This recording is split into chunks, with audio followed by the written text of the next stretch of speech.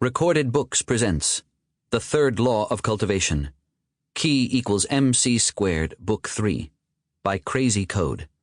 Narrated by Pavi Proczko. 1. The Start of Winter. The wind blew past Zhang, carrying a chill. Snow would fall soon.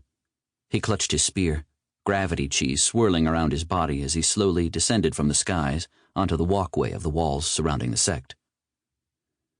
Senior Zhang, we've scouted the area. No demonic beasts were found, the disciple said, bowing to him. Zhang nodded. How's the training with the explosive arrows going?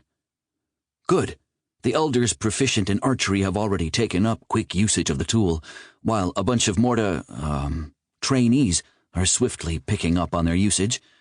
There is one group in particular, led by Xiao Lan, which is nearly ready to be taken out into the forests, the disciple replied.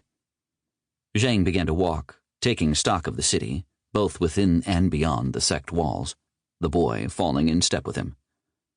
Over the last month, the city had seen more change than possibly in the last 5 years combined. The city walls were now enforced.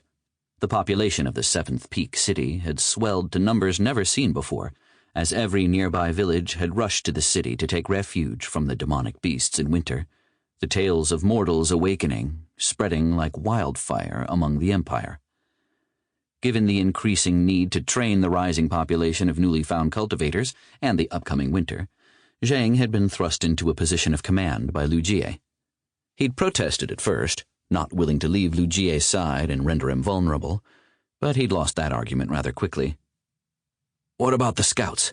Zhang asked, glancing to the forests beyond. Nothing, sir. We've been searching deep into the forests now, and after the initial tremors, almost all signs of demonic activity have vanished without trace.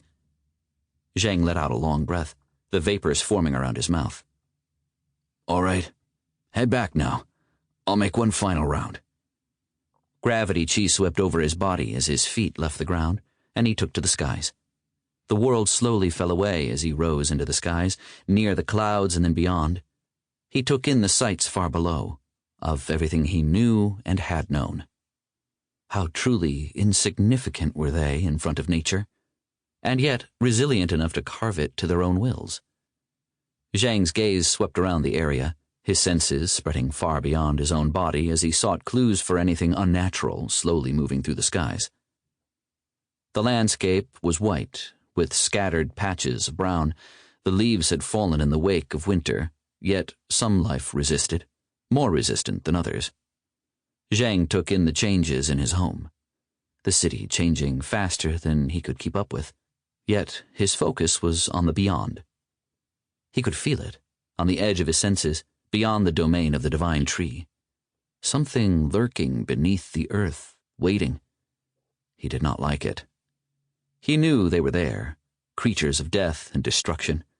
He'd much preferred them when they'd simply been mindless beasts. Moving through the skies, Zhang came upon the village of Taizhou. The houses remained empty, all the villagers having shifted into the city itself when winter arrived. Zhang flew to the outskirts of the village and landed near the lab, finding Yin inside, guiding her new students. Oh, Zhang, Yin said, lightly bowing her head. The girls around her looked at him with wide eyes, some with reverence, others with fear. Zhang paid them no attention. Where is Brother Jie? Zhang asked. Elder Jie is not here. He left a few hours ago, Yin replied. Zhang nodded, ready to turn back around when he noticed what Yin was developing. Is that? Yep, we're working on the gun. I managed to make a working prototype with a slightly tuned-up drug nade, though some have been requesting that we pick easier-to-speak names for these. I'll mention it to Brother Jie, Zhang said. Do you know where he might have gone? I think he went to check on the drug factory, Yin replied. Thanks, Zhang said, walking out of the lab, then taking to the air. He flew until he reached an area on the outskirts of the outer city, a rather unassuming building from the outside, if you didn't know what existed within it.